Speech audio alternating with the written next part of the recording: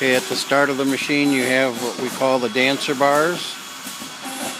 This is the dancer bar. It'll go up and down with the film. Inside of here are springs. You can see the spring and the brass button. There's a brass button that's on top of the shaft that pushes the dancer bar down. You have a low sensor, which tells you that your dancer bar came all the way down. To keep the dancer bar dancing in that position, you have a slip clutch, slip brake. Right here, you adjust that by turning it in, creates more friction. Out. So if I go in, you'll see my dancer bar is going to go up higher. Now if I let it out, loosen it up a little bit, the dancer bar will come down.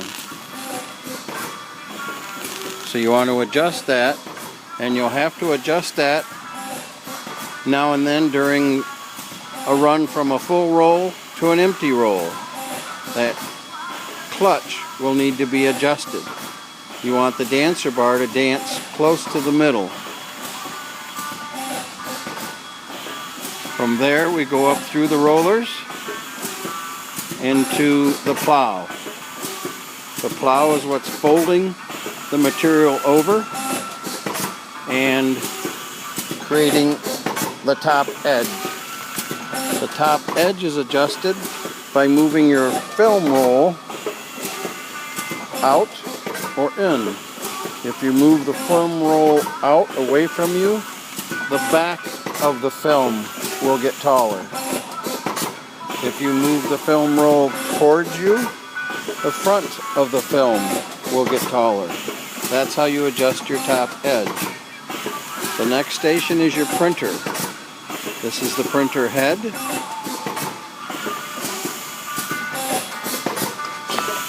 Inside of there is your printer ribbon that you would have to change once in a while. And your unit will tell you on the HMI of the printer, this is your film. Right there. So that's how much film you have left in your printer. The printer needs air. As you can see on the regulator, there is a little green indicator on where the air should be. That's to keep pressure on the print head onto the film. The next station is your bottom seal. On this bag, your bottom seal is not being used, so it's lowered all the way down. The next station is your side seal. Your side seal has Teflon in front of it, so it doesn't stick and it adds a little texture to your seals. The next station is side seal cool. What that does is that cools the glue in your film so it is easier to cut. The next station is your tear notch. That's blowing a very small little section and creating a tear notch. The next station is your registration. This is your registration eye, this is your registration setup. As you can see, it turns red when it sees an eye mark. This machine right now is running with registration off. So we're basically running non-registered film for testing. From there we have your knife that's cutting off. Every time the film stops and goes into the clip, we cut. That is a cam operated function. You can see the arm is connected to a cam, and that's what's cutting it. On this unit, you have a handle here that opens the rollers. We'll separate these two rollers so the film will pull through without any friction. That's so you can put your film in, adjust it, move it, You have to have it closed for the rollers to move the film. The next adjustment is this handle on the top here, which skews this roller mechanism right here at an angle. And you can see on top of there it says up, and on the other side it says down. So as you skew the rollers, it'll help them move up or down. This is a locking mechanism. You loosen that to unlock this. That's to skew your film up and down.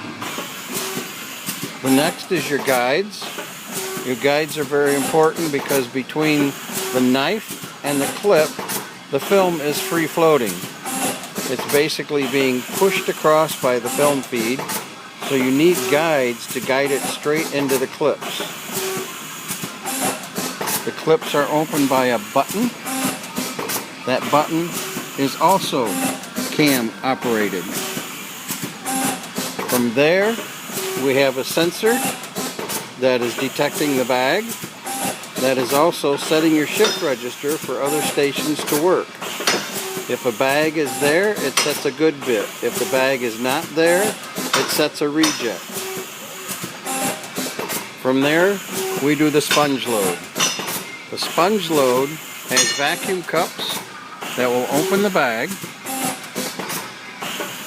We have a sensor on the vacuum that tells us we got vacuum.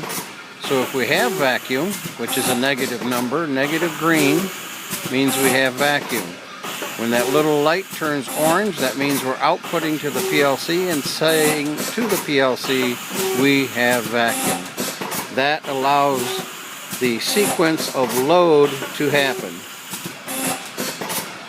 which is closing on the sponge. The duckbills will close. They will lower. When they're lowered, the sponge holders, which there's two of them, one in the front, one in the back, will go through these grooves. Here, these. They'll hold the sponge when it's down. This mechanism will relax and pull up. There's an 8-inch cylinder in the back that's making that movement. You can see the arm there on that cylinder, and you can see it right back there is a switch. That switch tells you that arm is up. That is clear for the chain to move. If that switch is not made, the chain will not index. Underneath you have escapements. These little escapements will hold the foam in place until the duckbills clamp onto it. When they clamp, a small delay happens, these pull back, and then it'll load. We'll see that in the next video. The next station is sponge verification. The bottom sensor verifies there's a sponge in the bag. The top sensor verifies there is not a sponge in the top seal. These both have to be not made on the top and made on the bottom. There's little lights in the back that you can see when they're made. Also on the I/O screen of the HMI. That sets the shift register good or bad. If the sponge is in the top seal, it's a reject. If there is no sponge, it's a reject. A reject does not get filled. Your filling station also has no vac, no fill. When that green goes negative and the light turns orange, that means it's got vacuum on the bag. It's okay to fill. When it's okay to fill, the fillers, along with the vacuum and the shift register, will squirt liquid into the bag. From there, we continue down. We have guides that are adjusting the foam in the bag to make a good top seal. As we come across, you see the guides. There's guides underneath, right here, that are kind of pushing the film so the top seal is straight when we seal it. So that's the top seal heat. This is a top seal cool. And then you have the pick-off.